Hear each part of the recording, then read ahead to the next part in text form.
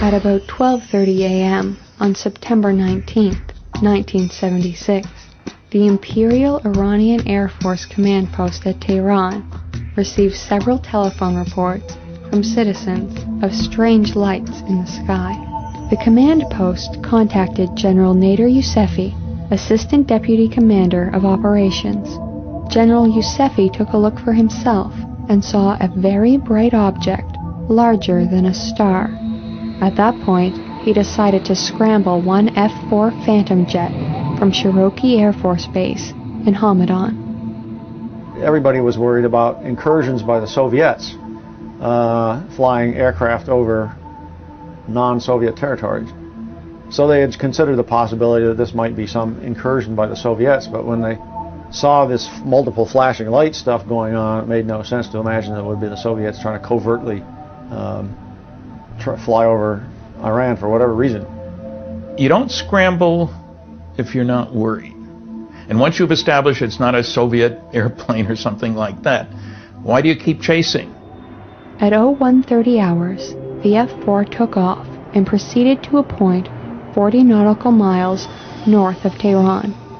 It was noted that the object was of such brilliance that it could be seen up to 70 miles away. When the F-4 came to within about 25 nautical miles of the object, the jet suddenly lost all instrumentation and communications. The pilot broke off the intercept and turned away. When the F-4 had turned back towards its airbase, the aircraft regained instrumentation and communication. At 01:40 hours, a second F-4 was scrambled.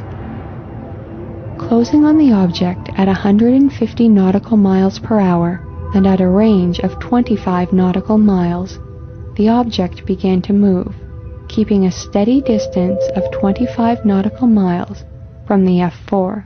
The pilot described the object as being flashing colors. It had some size to it, but he couldn't really see a size or shape because it was so bright, but it was flashing multiple colors at a high rate of speed. They all blurred together, he said.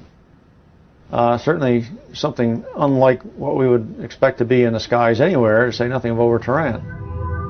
While the object and the F-4 continued on a southerly path, a smaller, second object detached itself from the first and advanced on the F-4 at a high rate of speed. The pilot, believing he was under attack, tried to launch a Sidewinder missile, but he suddenly lost all instrumentation, including weapons control, and all communication. The F-4 pilot then took evasive action. The object fell in behind him at about 4 nautical miles distance for a short time, then turned and rejoined the primary object. The main object then flew away at several times the speed of sound.